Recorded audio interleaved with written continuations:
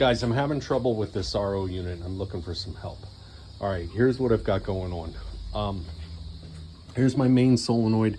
Let's water in. The filter inside this is brand new. Water feed to the pump, water feed out of the pump and into the first membrane. So in this first membrane, I have the brine seal or the O-ring part on the membrane down here. This membrane's brand new. The water flows up here, reject comes out this way into this membrane. The brine seal is up on the top here.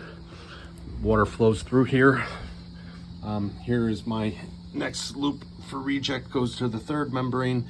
This is also brand new and has the brine seal down here. And then the water comes out the top here.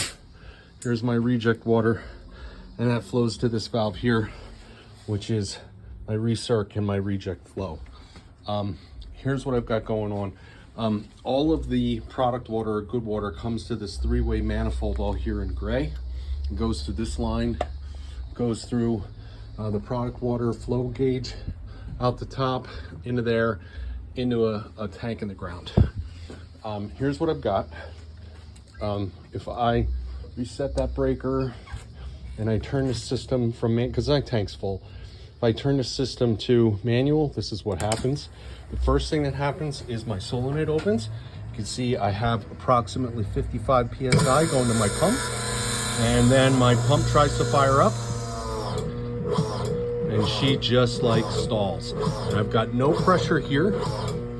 You can see I'm flowing here, and I'm also, these control knobs open. So I don't know what to do. When I was running the system without a membrane, just to bypass all of it and fill the tank,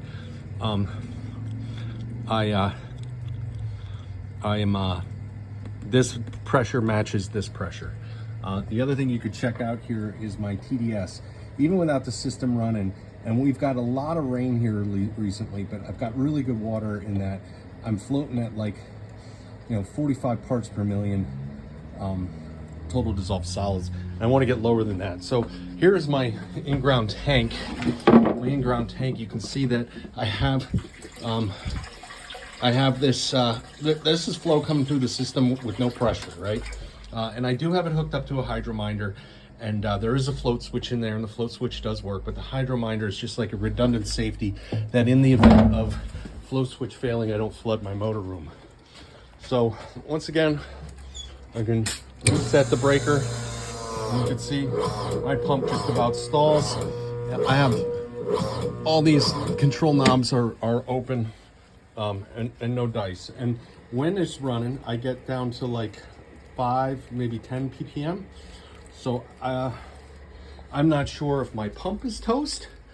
It sounds to me like it's stalled, like I'm not getting any flow. And I just have a hard time believing that even if the pump's worn, that I wouldn't get any flow out of it, that it would just kind of deadhead stall like that. Like you can hear the motor just wrong. So looking for a little bit of help, that's all. See if we can do it one more time. Yeah, she's hot.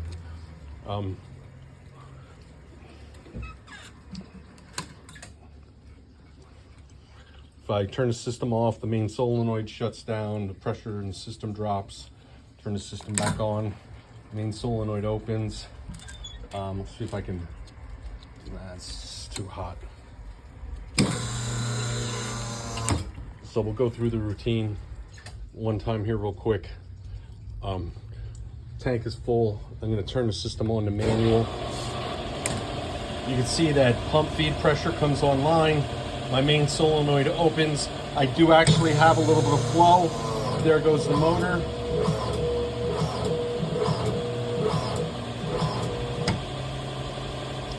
Thanks.